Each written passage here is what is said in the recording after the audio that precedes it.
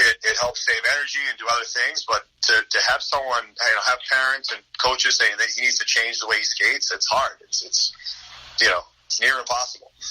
Yeah, it's like trying to make a running quarterback or an option quarterback or a run pass option quarterback into a pocket passer. It's not what they've done. It's not what they do, and it's a process. Sometimes I think the best coaches don't coach. You watch a kid, you see what he does over a little bit of a period of time, and see what the results are. If the kid's getting results, you figure out how to make that kid better within what they do, as opposed to, oh, this kid just gave me $200. I got to coach him right this second. Do you kind of find that with hockey too? You kind of observe before you coach? Yeah, you have to, and just take it in. I love, I love the coaching piece and being a part of it. I could be on the ice all day long, and being on the bench for me is like, it's hard. It's harder for me because I'm more of a show it how it's done, and it's, you got to let the players play. And I think there's a lot of kids get overcoached, and, you got to kind of take it all in. And I think the biggest thing in sports are just being completely transparent with the kids and having them understand, like, hey, you didn't play well. Here's why. Or I'm very observant when I'm on the bench, and it's hard for me sometimes because I miss things. So if I'm talking to a player, and a kid will come back and he'll say, like, hey, what do you think about that shift? And I've heard other coaches say, like, oh, you did great and did this, and I just can't, I didn't see it. Like, I can go back and look at it for you, but I have no clue what you're talking about. It's not the best vantage point either behind the. I mean, you don't watch a lot of stuff. No, absolutely, but it's like you got to process it too, right? So that's why the video is so good, just for any coach out there, just to be able to. You just get a chance to take a deep breath when the game's over and then process it at your pace and just kind of see what's going on. You're not going to change the outcome of a game. It doesn't matter what kind of riveting speech you give before a game. At the NHL level, at the mite level, the players need to be ready to play. If they're ready to play, you're going to have to find a way to have success. If they're not ready to play, you can't change that. Yep. So, Joe, here we deal with, and I'm sure it's everywhere. I shouldn't just say here, but we have kids that maybe try to do too much. They are hearing from 4 different coaches. They're doing power skating. They're doing powerlifting. They're pushing sleds, on their off time. And, we want to avoid burnout, but we know that there's a certain level of commitment to get to the next level. But sometimes the kids are asking questions and not absorbing, or just asking because they think it's the right thing to do. You deal with some of that a little bit. How do you handle those guys? Yeah, you got to be careful with what you say, because at one point we all work together, but it's just helping them understand the landscape, helping them understand how to play, and it's just really taking the time.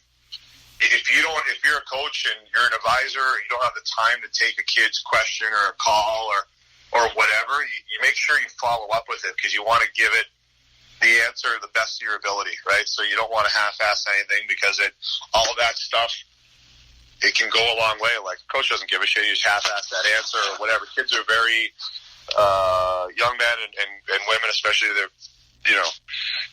it's instant gratification now. That's the world we live in, so it needs to be now. So it's finding the time to answer it correctly and properly and put some thought into what you're doing, because there's a value. They're asking you a question for a reason, so they obviously appreciate your value and what you bring to the sport or what you bring to them. And so it's just really just being as honest as possible in your answers and what they need to work on. But you're right, there's a lot of overkill out there, and kids are doing too much and not being kids, and that's frustrating for me, because I have a lot of arguments with people about just athletes in general, and I think, as hard as this is to say, I think hockey players are some of the worst athletes as a whole in the world. I'm not saying they're not athletic, but like, you look at a comparison, if you took all the hockey players in the world and asked them to go, take a day and play football, baseball, and basketball, it's going to be a struggle for a lot, because they're at a time now, this is where that's all they've done. And we have such a meticulous and different sport that you can be an insanely good hockey player and a bad athlete, so. Yeah, I would kind of follow up with that, or sum it up into one word, and I'd say is balance. Ben Hammock, who does a bunch of coaching with us always ask kids, and one of the things that we consistently ask is, when is your vacation? When are you planning to shut it down? What are you doing when you're not going to be at the rink? Because for anyone that wants to be balanced, you have to have a little bit of everything, and that's something that can't ever be forgotten, not just in hockey but in life, is finding that balance where you can download and process all that information or all the work you put in, because at some point, if you just keep doing the same thing, it's not going to benefit. Yeah, that's a life thing, right? Finding balance.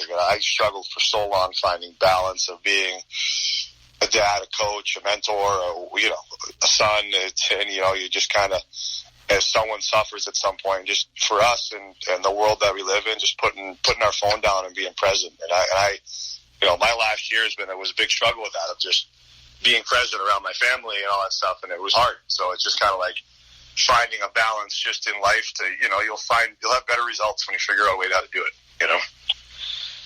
I think that in helping the kids find the balance, that's an educational piece that we try to provide. And the other educational piece we try to provide is just laying out the landscape. What's their potential as a hockey player, and what avenues and pathways can they take?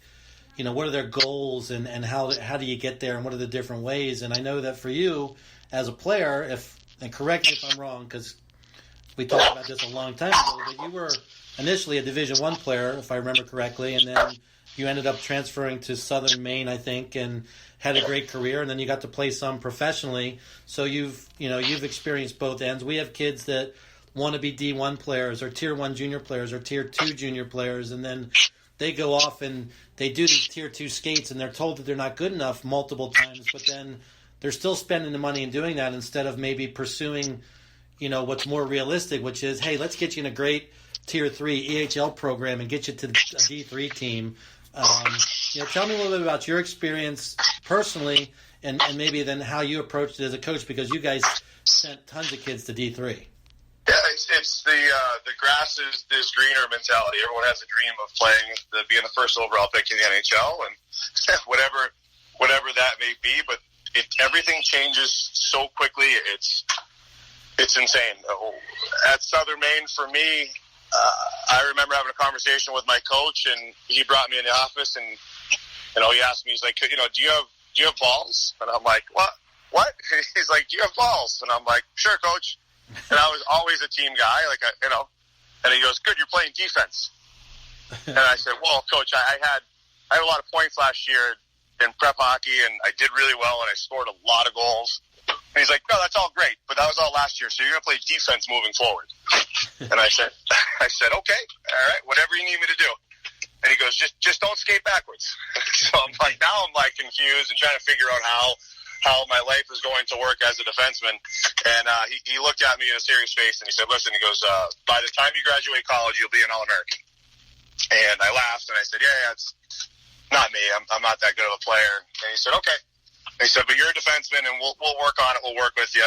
And my senior year, I walked into his office, and Jeff and I were really close. And I said, Coach, I'm struggling. Like, I'm not helping the team out. And he's like, John, we're 6-1.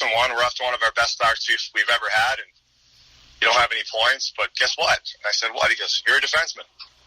I just kind of I looked at him, I laughed, I walked out of his office, and I eased up from there. And fortunate enough, I was named All-American that year, and we had a really good season. And you just have to learn, and you have to adapt, and you can't take anything personal.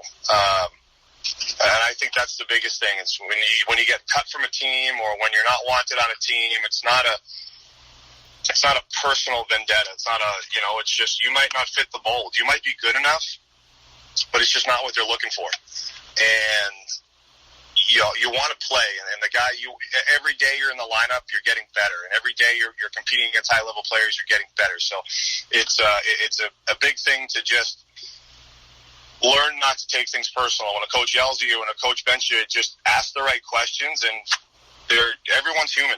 We're people. I've never sat a kid because I didn't like him. I sat a kid because he broke the team rule, or he just wasn't playing well. And those are the things that, having those conversations about personal decisions is way more important than the hockey piece. You know, I learned not to take things personal. I wear my heart on my sleeve, and I still do. And, you know, you always want someone to, and you're like, oh, well, I wonder why that guy doesn't like me. It doesn't matter. You know, as long as you like you and everyone around you, and you're surrounded by a good crew and a good team and good people, you'll get through it, you'll get better and go on. But if you sit there and you worry about, you know, why coach doesn't like me or why I'm not getting this opportunity, it's a long, hard road. So, you know, for guys, every chance you get, you play, and you play at a level you can. You look at Keith the Coin is a prime example, from Norwich to having an unbelievable professional career and making a lot of money and doing well. And you look at a lot of those guys that are just, Logan Day just signed a deal with Edmonton, and he went from Kent Hill to Providence, redshirted, transferred to Northeastern, redshirted a year at Northeastern, realized that he just wanted to play. You know, he was an All-American at Endicott after 2 years, and he led the Bakersfield Condors in the American Hockey League with 45 points for defense scoring, and got a contract with Edmonton this year. And he's a wonderful kid that works his tail off. That, you know, it's well deserved. So everyone's path is different. You just can't follow what is right by what the book says or by what you see on tweets. And, you know, you got to take care of yourself and not take everything too serious and personal, and just all you can control is your attitude, your effort, and your process, you know? And now, as you were speaking, I remember I misspoke about the story a little bit. So initially, if I recall correctly, you were more of a soccer player when you were younger, correct? And then you went to go play hockey in college, and you switched positions. It wasn't a D1, D3 thing, but yeah. But how do you go from soccer to being an All-American in hockey? It was, I don't know. I loved playing soccer. It was always a part of me. I didn't come from an athletic family, so I just played the sport to what season it was. When it was soccer season, I played soccer. When it was hockey season, I played hockey. When it was baseball season, I played baseball. I enjoyed baseball. I couldn't throw for shit, so I was good in the outfield, but I was a kid from the Sandlot. I can fly, I can shag a log, fly a ball, but I'm going to run it to second base instead of throw it. I just had a weak arm. So, but it's just the transition of what I loved about soccer was the competitiveness and just being outside and be a part of it. And I just loved the game, and I was fortunate to be good at it. And that's what it was, right? It's just everything I've been able to do. It's been the right place, the right time, and super fortunate. And it all comes down to how you treat people and how you're treated. And I don't think it was ever a transition from soccer to hockey, because I had a passion for both of them, and I was just, again, fortunate enough to,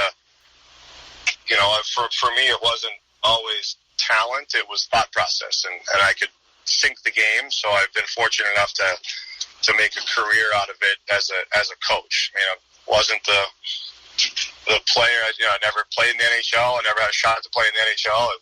It wasn't even on a radar. But I got a chance to play a game at a level that I loved, and I got a paycheck to do it. And, it bought me time to grow up and figure out what I want to do with my life. And you find your calling in that time. Well, we're fortunate. I feel fortunate that I got to know John when Devin was maybe 15. One of his coaches saw Devin play and started recruiting him a little bit. And John was great to us. He got Devin into the Chowder Cup playing with Walpole. Gave him great feedback every year. Again, very transparent, and said, "Look, you're a very good player, but you still got to do A, B, and C." And he really took those things to heart.